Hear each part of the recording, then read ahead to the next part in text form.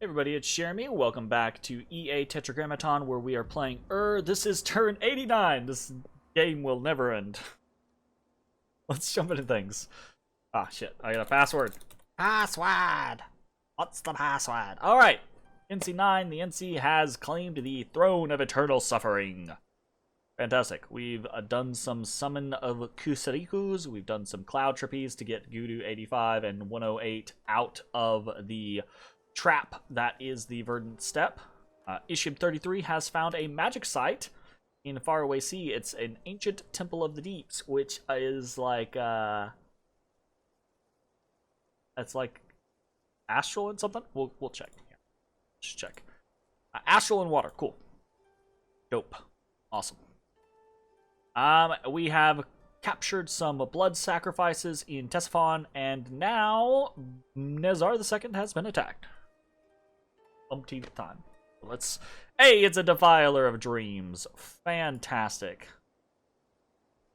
Oh, okay. Well, let's see how we go. How we do. Alright. Ooh, wow. Didn't even get involved in the fight. Nezar II left our Kusarikus to do it. Cool. Now, I think Kusarikus would actually be incredibly potent if they just had a little bit more attack skill. You know? Like, if they were closer to, like, 18 or something like that, to where they were pretty consistent hitters, like, they'd be real bad boys. Real bad boys. Gala 50 was attacked by 3 Bellymaw horrors and died. Whenever we do these, like, productions of unprotected galas, doing things like endless bags of wine, we're kind of sacrificing at least one of them every turn. There's a battle in Swanda. Yes! But there is no battle in Murius. So, in theory, nice. We have dodged the forces of Mictlan, meaning that we actually probably are going to survive. We're probably going to be able to get our army out of Mictlan territory, the remnants of our army, anyways. So this is the Goat Son and his god, right? The Smoking Mirror. And a whole bunch of forces basically trying to crush me. But they missed, so we're very good, very good, very happy. And then there is a battle in Zuk? I don't know how to pronounce that. And this is Lanka attacking Mictlan. But actually, Lanka appears to have like the superior force here, but actually that's not going to be the case.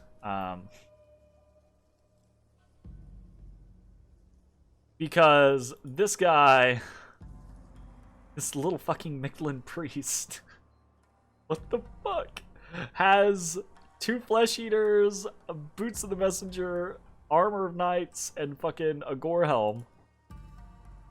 And he starts ashes to ashesing the creatures first off.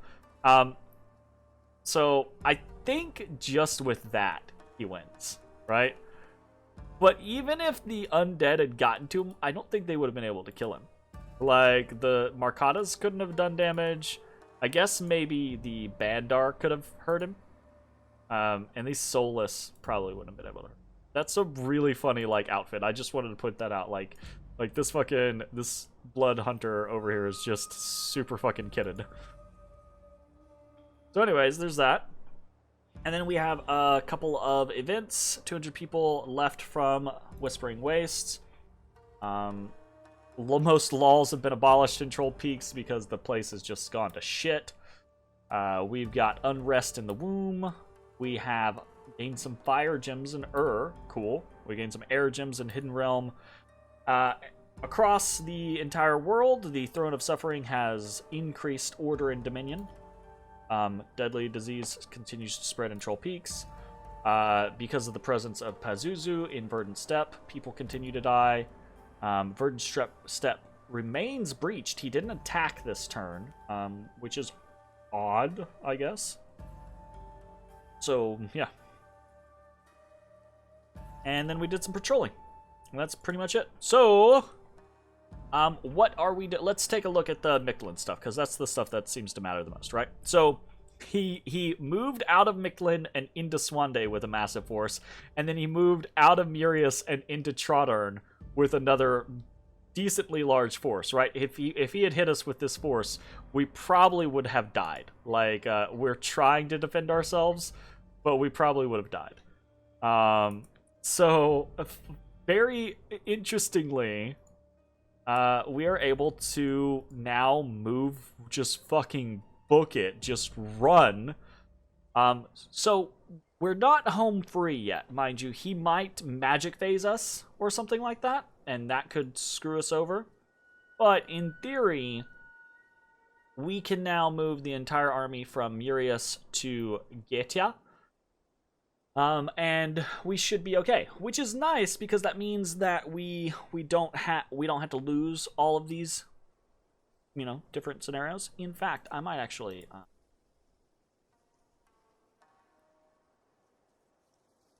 branch off, go attack with Isham 1 over here. Continue to do a little bit of damage, you know. Maybe can I take Ishib?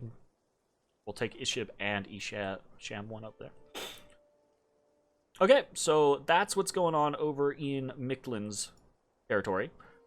We can see, like, Lanka has jumped in to kind of, like, take a lot of the Mictlan areas. I don't care anybody taking what I'm leaving behind is fine. It's whatever.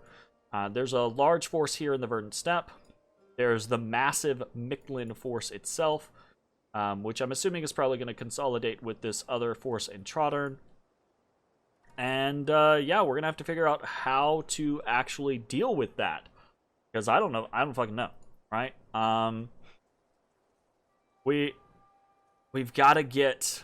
we've got to just build up another army and fucking send it smashing. So we'll see how it goes. We don't really have many other options. So, to that point, a lot of what we're doing right now is continuing to recruit, continuing to bolster up our infrastructure, continuing to just set up and be prepared for things. We can see after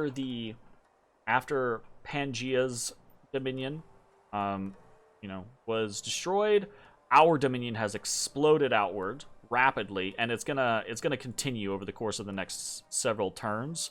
I anticipate us just grabbing all of this stuff in our dominion, which is good because it means we're gonna have a very solid chunk of stuff in our dominion if we can ever get around to doing things like Gift of Health again, right? Kind of just holding on.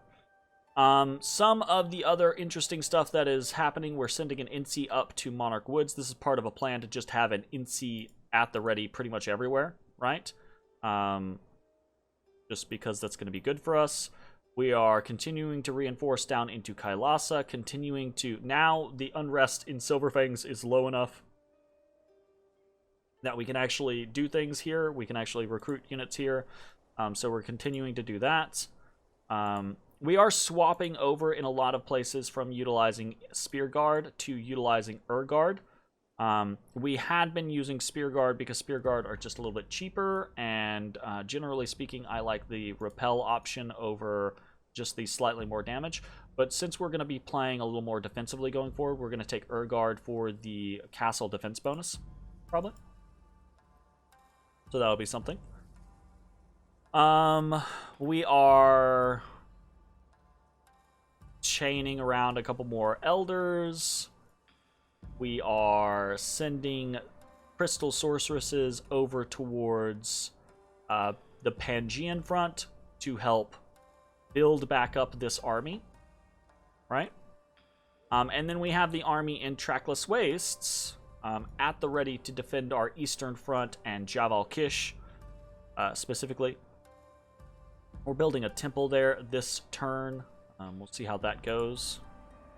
And that is mostly what's going on. So research-wise, Well, actually, I needed to change this anyways. So research-wise, we are finishing up Thaumaturgy 8 this turn. So that will get us access to things like Galegate, specifically. Later, if we want to start doing this, we can do things like Stygian Paths to get around. Or if we can ever get Astral Corruption down and we can actually start casting things again, we can do stuff like Calling the Worm That Walks. Worms that walk are immortal commanders, and they're kind of interesting. You can do some fun things with them. So we'll see how that goes. Need to set up some more stuff. What do I want to do? Do I want to go Enchantment 9? So the reason why I would potentially go Enchantment 9 is because we can throw out Gaia's Blessing on an entire battlefield. Okay? And Gaia's Blessing takes away... So we can do Gaia's Blessing with the vast majority of our Enkidu Shamans. All we have to do is give them a...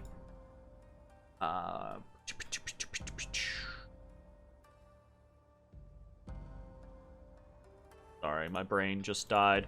All we have to do is give them something like a Tree Lord Staff, or, alternatively, and this just depends on whether or not we want it, like, right off the bat or not. But we can do instead, so you can do a Tree Lord Staff, or you can do something like a Thistle Mace and a Moonvine Bracelet, or you can just do a Thistle Mace and then have them cast Gaia's Blessing, and then they can cast the big version. Wait, is there a little version as well?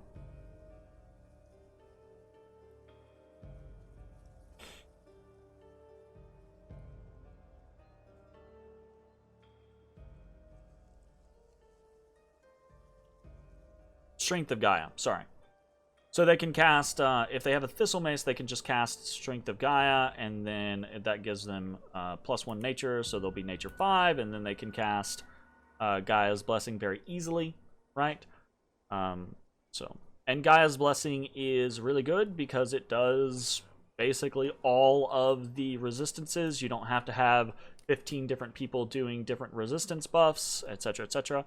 But also, Nature's Bounty is just this massive income boost, which would be lovely to throw out into our scenario, right? 20% increased income per Dominion. Shit, that would turn 20, 40, 60, 80, 100, 20, 40, 60, 80, 100. Would be worth 1,500 income per turn on its own. You know, that's pretty intense, especially considering we are a income based kind of late game power. So I think that's probably the route that we're gonna go. Alternatively, though, we could go for more evocations and hope that as we get lucky with Tartarians, that we have that option. I think we're just gonna go the safe enchantment route, though. Alternatively, as we look, we could try to go for Undead Mastery. I don't think we're ever going to be able to do Master and Slave. But we could very well do Undead Mastery, and Undead Mastery could be very useful against primarily Lunka, but also somewhat Hinam. Hinam is less reliant on their Undead, I think, but...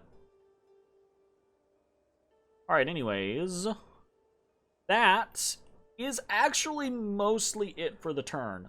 We are actually forging a Moonvine Bracelet. Next turn, we're probably going to try to put up a no-cost, a no-overcast Mother Oak. Mother Oak is only 50 nature gems to put up. So we're going to throw on the Moonvine Bracelet on Esham 9, and we're going to fish, right? If we get a Mother Oak, great. Fantastic. More likely, we're probably just going to be tossing a Moonvine Bracelet out the door, but the thing about it is at this point, we make 64 nature gems per turn. So making a Moonvine Bracelet in one turn and then casting a 4-cost Mother Oak the next turn is basically, we didn't lose any gems there, pretty much, or we lost very few gems there. The only thing that we're really risking losing is this this Enkidu Shaman. So. But I'm trying to fish and see if I can't get some things going before Astral Corruption goes down, because anything that we can do prior to Astral Corruption going down means that we are that much further in advance when it does go down, etc. So, like, for example, we're at the point to where if we are prepared when Astral Corruption goes down, we can just start mass producing Wraiths, we can mass produce Liches. Obviously Tartarians are on the page, but we need, or on the slate, but we need Gift of Health going for that. Alright, anyways, that's going to be it for the turn. Not an extremely exciting turn. It's kind of cool that we are going to be successful in moving, hopefully, the majority of the army that's alive out of Mictlan territory to recover from. Other than that, we're just going to have to recuperate and figure out what the fuck. I'm hoping Hinnom comes in and finishes Mictlan. Like, I'm hoping that I'm not going to have to do it. But if we do, we do, right? So that's going to be something to keep in mind. I'm considering, depending on what we have to try to do, I might try to kit out Crumna. I don't know. We'll see. We have some options. But those are gonna be in the. So that's gonna be it for this. Thanks for watching. I will see you all next time. Bye, everybody.